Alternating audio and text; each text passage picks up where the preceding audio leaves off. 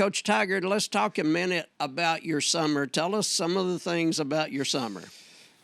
So we had a lot going on this summer. We had the 7-on-7 tournaments. We traveled to UT Knoxville. We traveled to the University of Memphis, stayed overnight there. We went all the way. We were one play away from winning the Memphis tournament. We did very well at that one. We went to the Hoover Elite Tournament down in Hoover, Alabama, which is the most difficult 7-on-7 tournament in the country. Did not do so well there, but we saw a lot of good speed and good coached, well-coached teams. And, then that transfers into, summer workouts. We had some scrimmages, so we did a spring game against Upperman, brought them down. They pounded it on us pretty good, so adjust there. Then we had a scrimmage with Campbell County, a long ways away to go all the way up there for them to chew the clock on us a little bit. We had a long bus ride home, but a good scrimmage. And then obviously we did well against East Hamilton. Won the scrimmage there, and then just finished up one with Boyd Buchanan and got some lessons out of that one too. So we're going into the Clinton game. Clinton's got a lot of talent, a lot of transfers again, and so it's going to be a challenge for us on Friday night. Home opener. We got all kinds of new things, new lights, new speaker setup. We're transitioning the Jumbotron board over, and CHS Live's different. We're not live streaming this year. But we still got the radio calls, you guys on My Mix 104, and we're trying to make it to where the home games are the most entertaining thing, and we want people to come back and come physically be there in the game and not just watch the unbelievable presentation that we had last year for free, from your couch. So some people that are out of town will be disappointed by that, but at the same time, we've got such a cool product that you need to see it in person this year. So that's what we hope everybody shows out. And let me go back just a moment on our intro.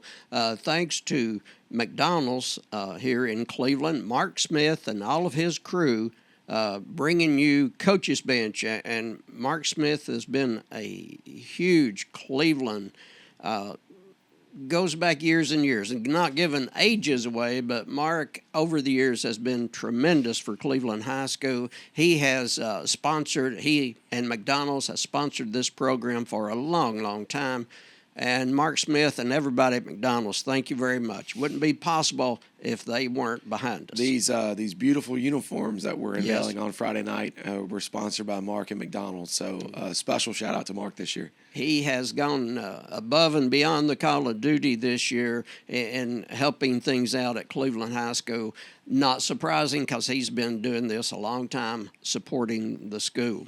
Mm-hmm. Coach, let's talk a moment here in the first segment about the offense. That always lights people up, just like these right here. But it lights people up. It's kind of what you're known for. Let's talk about the Cleveland offense.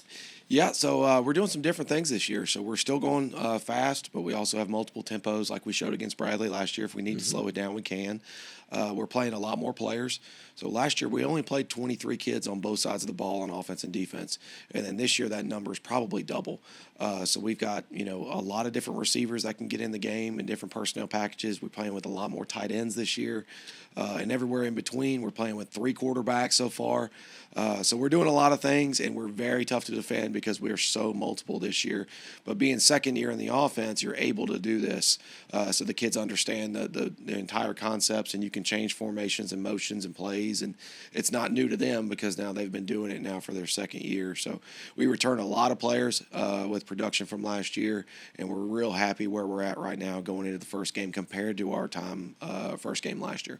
Absolutely, and just being the second year in the system has to make a world of difference for those guys. It's huge, and honestly, it opens up the playbooks to where you can probably do twice the amount of plays that you would have seen from last year's team, and we're able to adjust, so we can go out there with four and five wide receivers for one play, but all those receivers play defensive back, so if they get tired, then we can go out there with 4 tight ends if we need to, but by doing that, it makes you very hard to defend because you're not sure what formations, who's going to be in the game, and all of our tight ends are so athletic, they can still go out there and play wide receiver.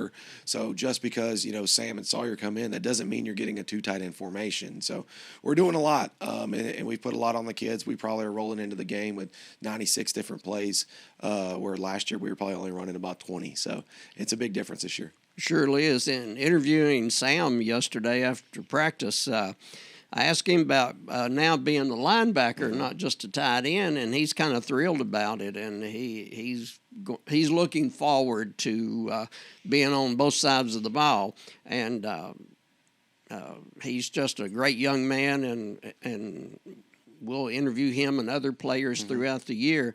And Coach, tell us about the offensive line. You know, people like me always are watching the ball. Who's got the ball? Where's it going? Et cetera, et cetera. Tell us about the men up front making the way. Yeah, well, we're lucky we have 4 seniors that all return on the offensive line. So we've got Joster Canales at left tackle, Right. Stonewall Charette's at right tackle, Big Nate Carter's the left guard, and then you've got Dugan is the one underclassman that's now, he was playing guard last year. He's our center right now. And then Aiden Smith, who was a student that came in mid-year last year, would have started if he would have come before the season, but now he's finally got that starting spot at right guard, and he's a big, huge dude. So the offensive line, to have 4 seniors and the guys that have played a lot of football, that's awesome for an offense when you return a lot of the skilled players and talent that we have on the outside. And there's no small people up front for you. Yeah, they're not the tallest group, honestly. There are a lot of center and guard bodies, but they're big and they're mean. And this, on both sides of the ball, we're way more aggressive. We're a lot meaner than we were last year. And our inside run periods the pads are popping a little bit better than last year, and so we're excited where we're going to be.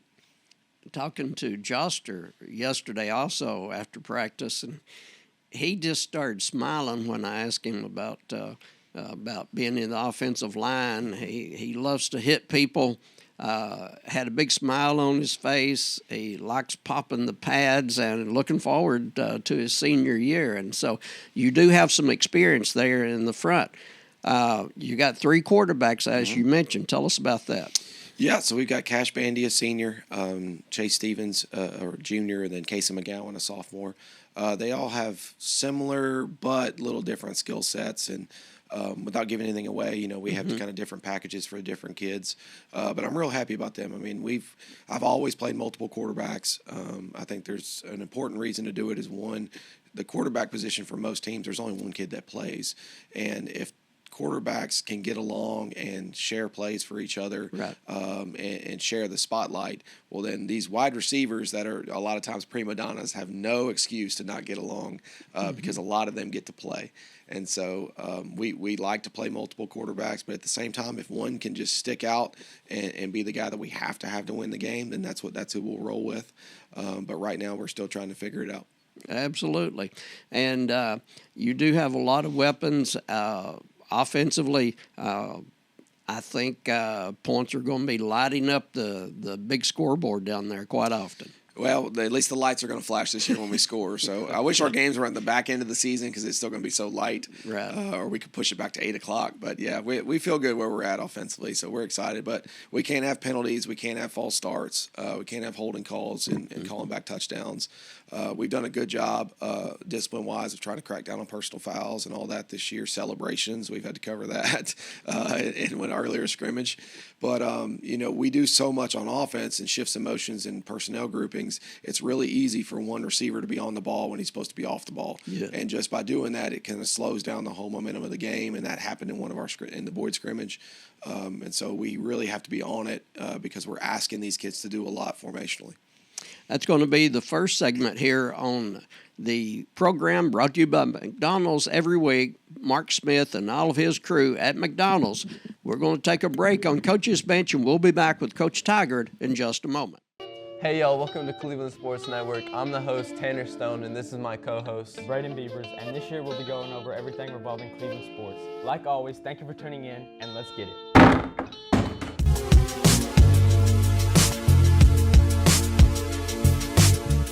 Coach Tygard, let's go to the defensive side of the ball for the Blue Raiders for 2024. And a lot of new faces there. You got 2 reliables coming back in A.J. Westfield, Nate Carter, 2 great individuals, and a lot of talent. The other people probably played some last year, but as far as starters, there's a few defensive starters coming back. Yeah, pretty much AJ's really the only one. Nate played some D tackle a lot, got a lot of snaps, but because he plays left guard, we have to manage that. But AJ's taken a huge step this year, so we knew at some point that kid's going to mature and look out. He could be one of the best defensive linemen in the whole state, and he's headed that direction. He's grown an inch. He ran a 4.8 40, and so he's a big kid now. He's about 6'2", 280. And he's looking the part. So we're happy that he's coming back. He's just a junior, and that junior class is absolutely loaded for us the next 2 years. But then you've got a lot of kids that played because we play as many kids as we can. Lorenzo Tysonzo playing defensive end. Gabe Moore is as explosive as anybody. One of the kids off the wrestling team. Jonathan West does a great job at defensive line. We rotate a bunch of different nose guards. Even Stonewall goes over there and does a great job. Best football name ever. Stonewall Charette, Yes. best football name. Although we got an all-name team coming on the freshman team. This is what's his name? Gabriel Fernandez is coming up on the freshman team. So we're going to have some names. Okay. But going back, linebackers. Sam Sarton's going from tight end to also middle linebacker. Sawyer Boyd plays tight end and middle linebacker. Right. Landon Douglas is a new player for us, playing outside linebacker and rotates a bunch with DBs in our different personnel packages. Emilio Green plays there, and then we're about as good on the back end as I've been in my career. So we're very long at the safety position. Braden Carroll plays defense this year, and then we've got a bunch of little pit bulls playing corner, who are short, fast guys, but they're some of the most aggressive kids on the team. That's a good description. I love that. I'm going to borrow that from you during the broadcast. Some little nasty bulldogs. Yeah, They'll right. bite. Yeah. But they're not the big bulldogs. They're like not the English ones. They're the smaller ones. But that's French bulldogs. Yeah, there we go. That's Reggie Hubbard and the gang. They're a bunch of angry little guys, but they can play some football, and they're some of the most physical guys on the team. The practices and scrimmages that I've seen, they'll go get you. Yep. And that's exactly what you want. And speaking of Braden Carroll, Coach Junior this year, to me, sitting up there, he's a specimen. He tremendous route runner, receiver, and now seeing him at safety, he can go up and knock down a pass that's intended for somebody near him. Yeah, and he's matured a lot, Terry. Everyone knows that he was going to be a talented player, but you see the big jump in high school usually from your sophomore to junior year. Mm-hmm. So you're seeing it with AJ, you're seeing it with Braden, and junior year is the most important year for college football recruiting. Braden picked up an MTSU offer after camp this year. He went to his first camps. He took him down to Georgia Tech. He went to MTSU. He's got another shot of a rising junior to be one of the top receivers in Tennessee, and I think his name's going to start to get out there across the state this year. Great. Absolutely. We'll take our final break here on McDonald's Coaches Bench. We'll be back and wrap it up with Coach Tygard in just a moment. L is for the way you look at me. O is for the only one I see. V is very, very... Giant McDonald's collectibles are popping up around the world, but where are they going? Even more than anyone that you adore can love is all that I can give to you. Love is more than just a game for two. Your favorite McDonald's collectibles are now on collectible cups. Get 1 of 6 when you order the McDonald's Collector's Meal. Final segment of Coach's Bench with Coach Chandler Tygard. This is Terry Evans. I'm very happy to be sitting here in the beautiful studio by CHS Live. And once again, thanks to Dale and everybody at CHS Live. Coach, major changes up at Clinton this past spring. They went through some deals with coaches and I think maybe some other people in the school. So on the field, what do you expect? You're facing a new coach. I don't know how much you know about him. You probably know everything by now about him, but what do people expect to see tonight when the Dragons come to Cleveland High for the 7 o'clock kick? Well, honestly, like they've had a lot of turmoil and some of that stuff was public, but they're a better coach team this year, and they're a lot more organized, offense and defensively. I think they're doing a really good job.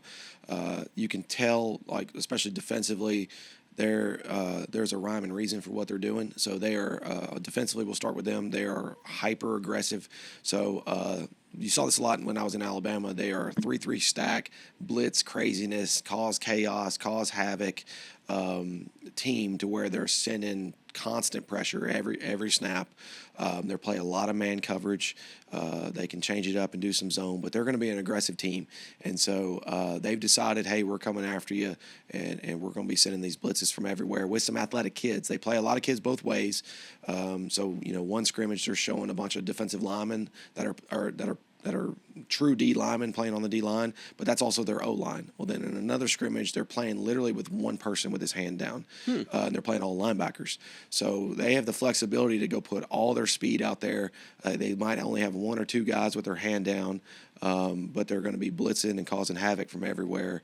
And so when you do that, typically, we say somebody's band's playing. We're just not sure which one. Right. You'll have more explosive plays offensively. We should, but at the same time, they might have more negative plays against us. Their goal is to cause turnovers. If we turn the ball over, you're much less likely to win the game. And so that's their entire goal, is to get sacks, to get turnovers, knock the ball out, because they are very explosive offensively. It was their offensive coordinator that took over as head coach. So not much has changed offensively, but they can throw the ball as good as anyone on our schedule. They have one receiver, number 7, Bryson Maddox, 6'5". He's got offers from Austin Peay, from Akron, from Memphis. He's a big, tall wide receiver. Trent Collins has been playing him on scout team all week with the number 7 jersey. Mm-hmm. And so you got to know where he's at on every play, because he had over 200 receiving yards in one scrimmage alone. He's a potential all-state kid. So if you don't know where Bryson Maddox is at, it could be a long night, because their quarterback transferred in from Powell. He's a sophomore with a big arm. They're going to throw a lot of deep balls to number 7. Their running back, Riker Arms, transferred in from Oak Ridge. They've got another running back that transferred in from TKA, the Trinity Christian Academy, the King's Academy. That's who it is in Knoxville.